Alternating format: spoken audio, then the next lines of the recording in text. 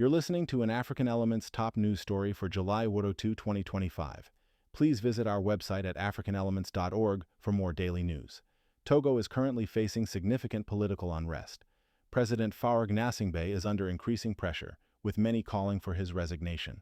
This pressure follows recent constitutional changes that could allow him to remain in power indefinitely. Activists have condemned the arrest and alleged mistreatment of dozens of people after protests in Lomé and on social media in early June 2025. Protesters denounced the high cost of living and the concentration of power in Gnassingbé's hands. He has been in office for 2 decades, succeeding his father, Gnassingbé Eyadema. The Economic Community of West African States, ECOWAS Commission, has expressed concern about the situation in Togo, calling for restraint and dialogue. Togo's recent constitutional reforms have dramatically changed the political structure. Previously, the president was directly elected for a 5-year term with a 2-term limit. The new constitution has shifted Togo to a parliamentary system, eliminating direct popular election of the president.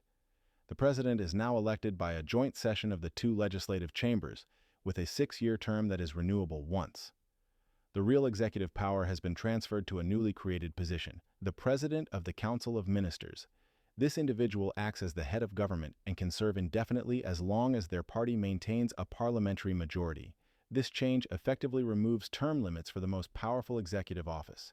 The President of the Council of Ministers holds virtually all powers previously held by the President, including directing the country's management and representing Togo abroad. Faure Gnassingbé was sworn in as President of the Council of Ministers in May 2025, solidifying his position for an unlimited period. Opposition leaders have termed the constitutional changes a constitutional coup, viewing them as a legal manipulation to extend the ruling family's power. This term suggests that the changes undermine democratic principles despite being enacted through parliamentary means.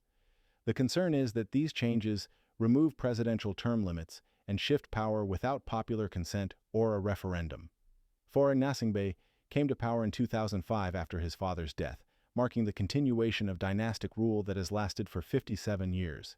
His initial ascension was controversial and met with protests. Throughout his tenure, there have been ongoing concerns about democratic governance. The 2019 Constitution included a 2-term limit after widespread protests, indicating public demand for democratic reforms. The current changes are seen as an attempt to circumvent these limits and entrench his family's rule. Opposition leaders and activists have consistently called for protests against the constitutional changes.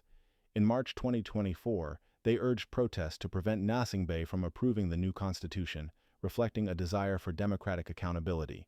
A Togolese rapper named Amran was arrested in May 2025 for denouncing poor governance and calling for youth mobilization, highlighting the government's response to dissent.